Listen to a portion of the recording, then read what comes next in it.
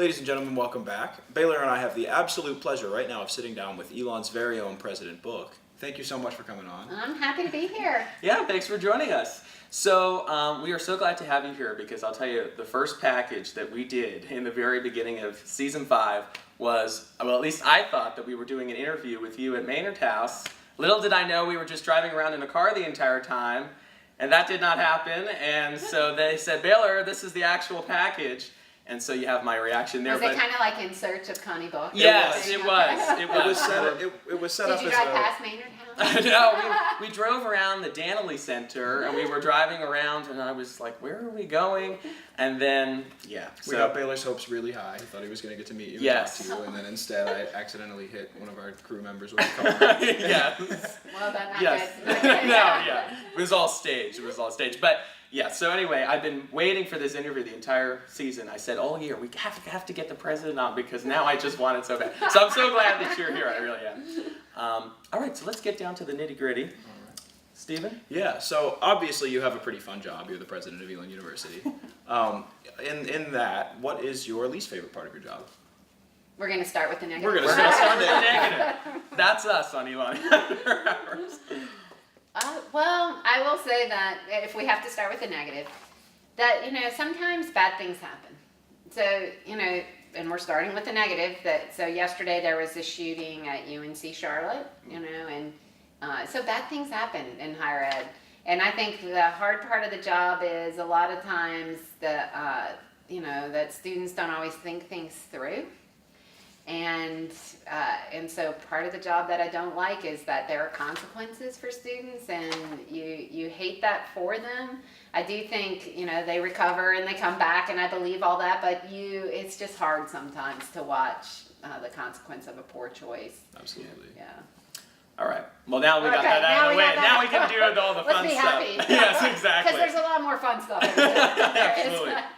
So now, what did you learn while serving as provost of the Citadel, and how have you applied those lessons here? I thought you were going to ask me, what's the fun stuff? Well, we'll get to that. We'll get to that. We're getting all the hard stuff out of the way. So at the Citadel, it was so different than Elon. And that was part of the reason I was attracted to that leadership position. I had been at Elon for 16 years, had learned a lot about, I was a teacher here, a faculty member, and then I became a department chair, associate dean, then associate provost. So I was learning a lot about leadership.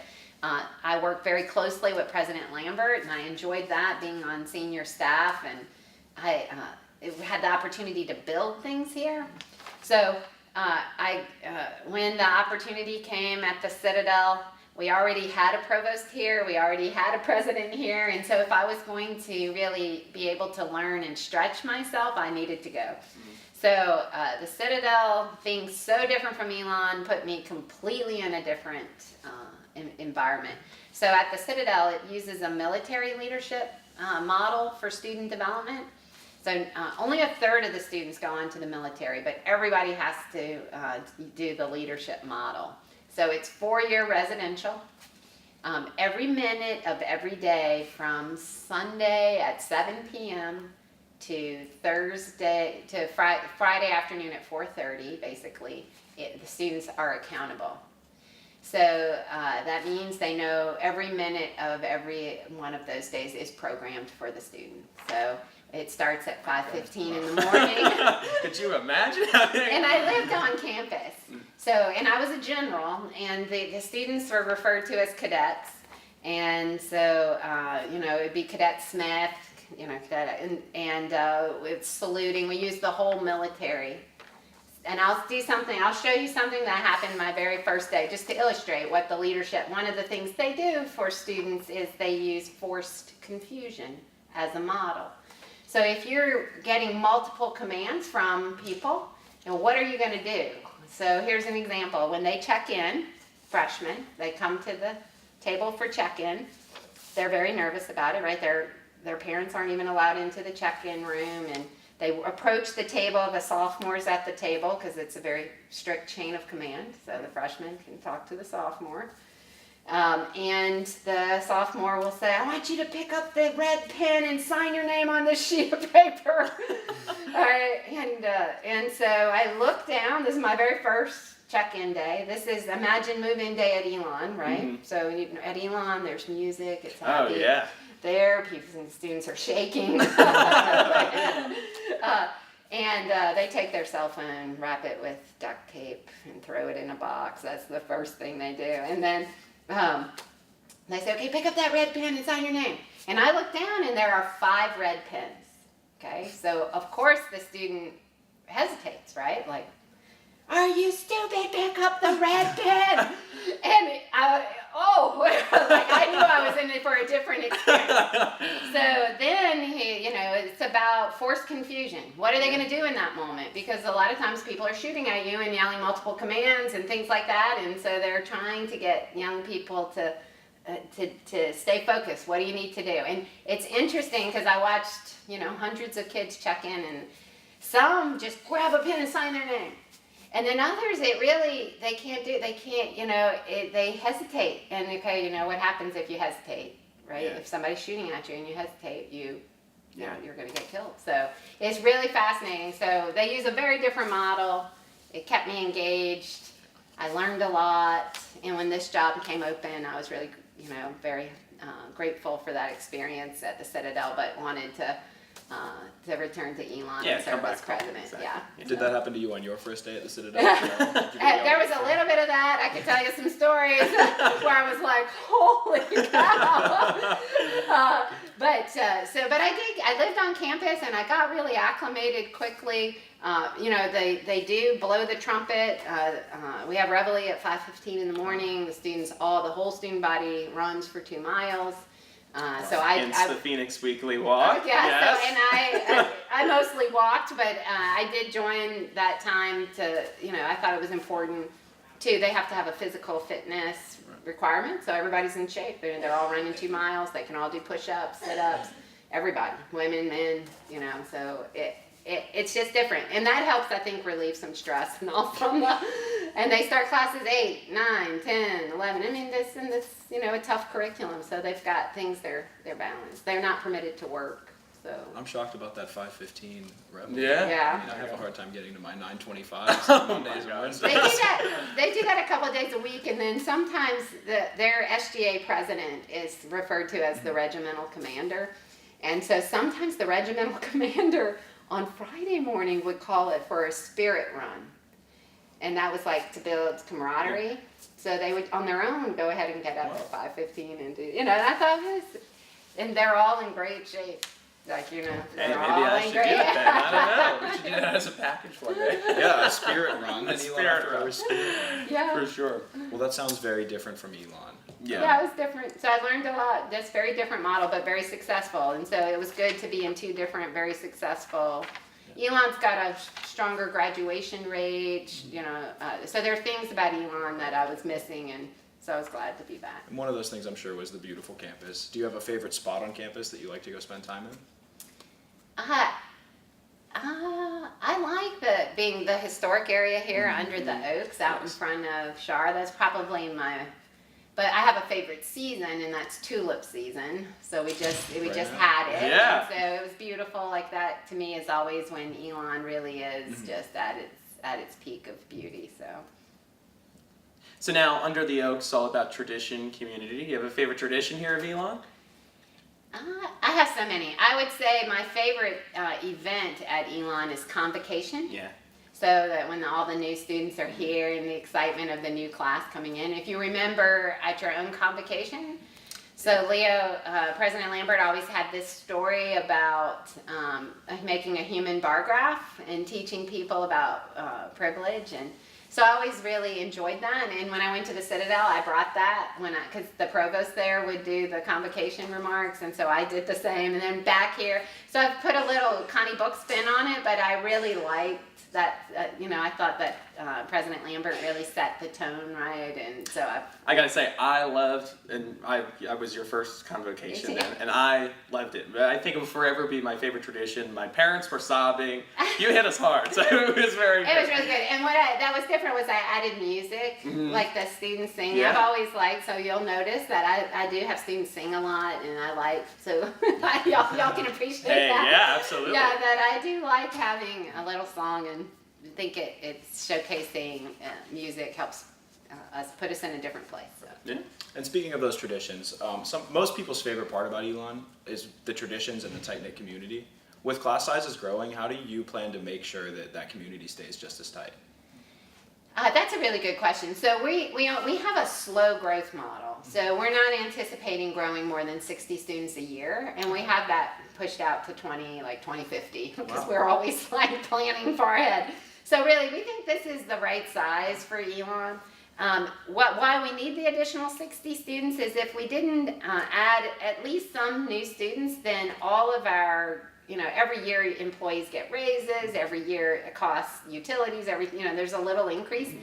So we don't want all of that to be on the back of tuition. Mm-hmm. So we think a slow growth model is a good model for Elon.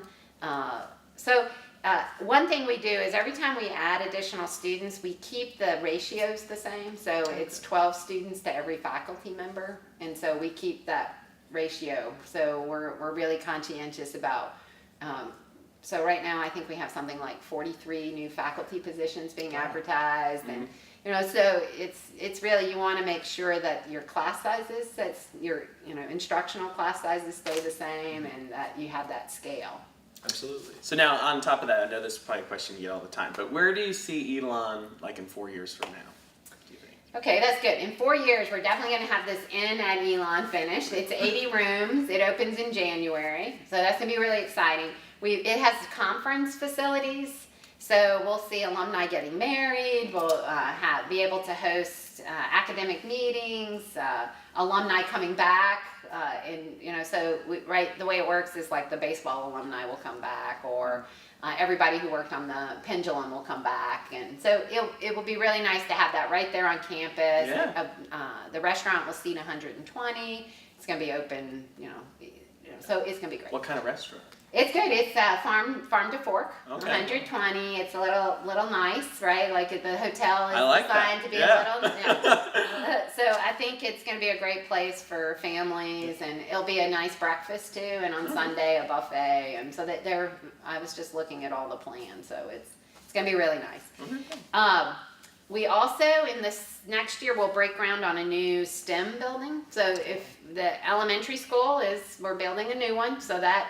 Where that elementary school is, it will be a new quad. So we'll green it this summer. So when y'all come back in the fall, it's going to be green, and a parking lot will be there too.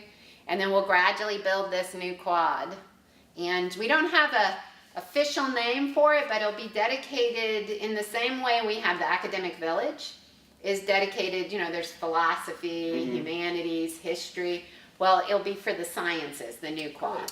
The Elon After Hours Quad. Yeah. There you go. You got a name there you right go. there. Well, we don't have a name, but we refer to it throw it as. on the list. We'll see. We're calling it Discovery Quad. Oh, okay. Just now, because it'll be the intersection of science, technology, engineering, math with other disciplines, and so yeah, it's exciting. Yeah, for sure. What's your favorite breakfast pastry? Ooh. I do like all the new pastries in that McEwen dining renovation. The guy that does that, very talented, making all those great pastries. Truth be told, I don't eat any donuts or anything like that, but I do eat. I prefer a protein bar in the morning. Okay, that counts as a pastry. So I'll count that as a pastry. Sounds so good to me. I eat a one bar. How about favorite dog breed? Are you a dog person? I actually, my longtime pets passed away a couple years ago, 16 years old and 17 years old. So I really am thinking that next year I'm going to get 2 little puppies. And so I want to get 2s because I like how my previous, they can play with each other. So my kids have suggested a little terrier. So I've got that. I'm thinking about that. I mean, I have a whole list that they've suggested, but I want it to be small, and because it'll be at Maynard, probably not something that's allergic, so maybe no hair. Or, yeah. They could run around campus under the oaks. Yeah, my daughter wants me to get corgis. I don't know, so I'm thinking it through. Yeah. If you need a dog sitter, you have our contact info. Yeah, absolutely. I would more than. Wouldn't that be good to have a couple of little puppies? Yeah, for sure. Elon dog. Everyone told me they're bringing a baby calf to campus next A baby calf. Thursday. To stay? Yeah, just to, during, it gets stressful toward the end, so a lot of schools have puppies and, things that can make people happy at a stressful time, so they're bringing a little baby calf. That's so, funny. yeah. That's funny. So Elon's just about perfect. I can't think of many things that are wrong with I it. agree. Now I'm gonna make it a little hard. If you had to pick one thing that you didn't like that you would want to change, what would that be? So I will tell you that we're working on the strategic plan, right? So this whole year we've been thinking about the next 10 years at Elon. And one thing I would really like to change is Elon is what is referred to as an anchor institution in the county. So we're I think the second largest employer. So it's LabCorp, Elon, and the Alamance Burlington School System and Moses Cone Hospital. Wow. Those are really the four big employers. And so I think a lot about our impact on our community, our presence in our community. Like, I'm really proud of the work we do with the Boys Girls Club. Just like right now on campus, I was watching all the families arrive for the village, so the reading and the volunteer service that we do. I would really love to see Elon do more of that. I think and blend with the community.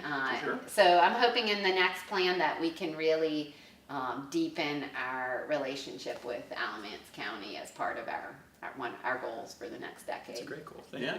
And lastly, for me, do you have a favorite Elon student television Well, show? absolutely. I think Elon After Hours is like the best.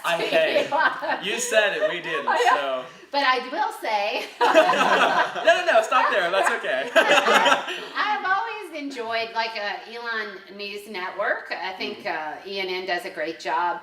When I was teaching in the School of Communications, I remember the student Michelle Nyland who said, "Hey, I want to have a game show," and started Win Stuff. And that's been almost now 20 years ago. She's a very successful producer out in California, doing lots of great television work, has hired a lot of Elon grads. But every time I see Win Stuff, like I saw it on Philo the other day, and I was like, look at that, we still have Win Stuff, but I like the creativity and the opportunity that students have to showcase their work. And then my last question, Baylor and I are both in a cappella groups. What is your favorite Elon a cappella group? These are scary waters. It's okay. One a cappella group, one of the groups practices in Alamance in the class. Is that Might be you? Well, we're a third floor. Yeah. Ripcord is sometimes the second floor, but I think you're referring to Smooth Progressions. Yeah. Maybe y'all practice on Mondays. What yeah, day? Sure.